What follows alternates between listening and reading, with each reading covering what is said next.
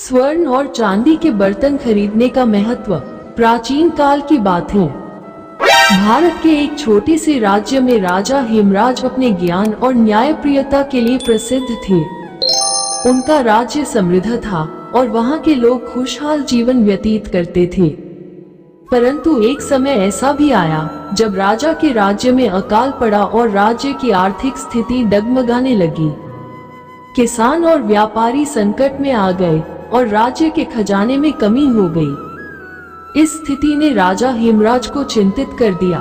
उन्होंने अपने मंत्रियों और राज्य के बुद्धिजीवियों से सलाह ली, परंतु किसी के पास ऐसी कोई उपाय नहीं था जो राज्य को इस कठिनाई से बाहर निकाल सके। इसी दौरान राज्य में एक साधु का आगमन हुआ, जिसे लोग महायोगी कहकर पुकारते थे। वे एक प्रख्यात योगी थे और उनके पास कई रहस्यमयी शक्तियों और अद्वितीय ज्ञान था। उनके आगमन से राजा और प्रजा में आशा की नई किरण जगी। राजा हेमराज ने योगी को अपने महल में बुलवाया और उन्हें राज्य की दयनीय स्थिति के बारे में बताया। राजा ने कहा, हे योगी, आपसे हमारी प्रजा को उम्मीद है। क्या आप हमें कोई ऐसा उपाय बता सकते हैं जिससे हमारा राज्य फिर से समृद्ध हो सके और लोगों का जीवन खुशहाल हो जाए?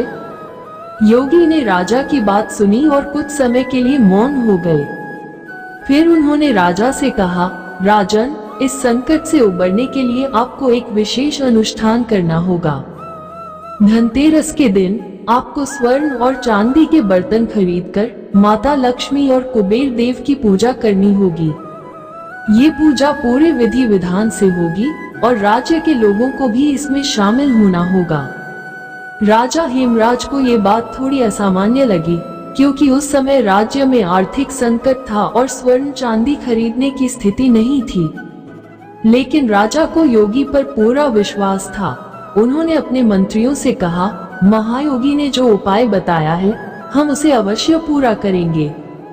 चाहे हमारे पास धन की कमी हो, परंतु राज्य के भले के लिए हम यह अनुष्ठान करेंगे। इस बात को सुनकर मंत्रियों ने अपनी अपनी चिंताओं को किनारे रखा और राजा के आदेश का पालन करने का निश्चय किया। धनतेरस का दिन नजदीक आ रहा था और राज्य के लोगों में भी इस विशेष अनुष्ठान के बारे में बातें होने लगी। योगी ने राज्य के लोगों से आग्रह किया कि वे भी इस अनुष्ठान में हिस्सा लें और जो भी हो सके थोड़ा सा सोना या चांदी खरीदें।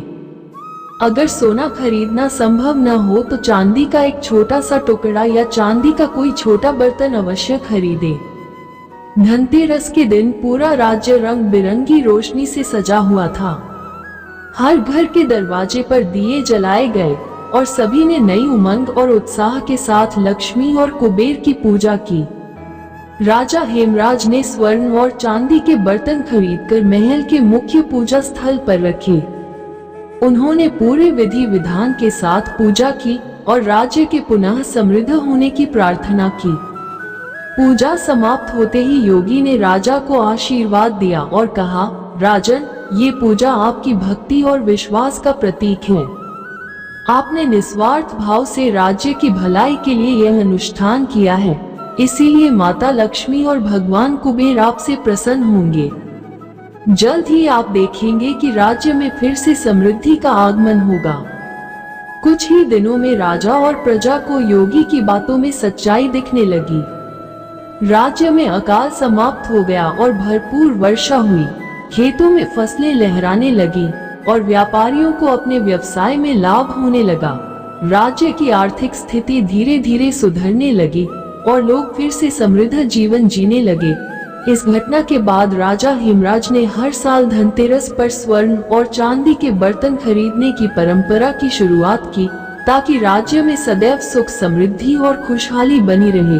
तब से यह परंपरा न केवल उस राज्य में बल्कि पूरे देश में प्रचलित हो गई। कहानी का संदेश। इस कहानी के माध्यम से यह संदेश मिलता है कि धनतेरस के दिन स्वर्ण और चांदी के बर्तन खरीदने से माता लक्ष्मी का आशीर्वाद प्राप्त होता है।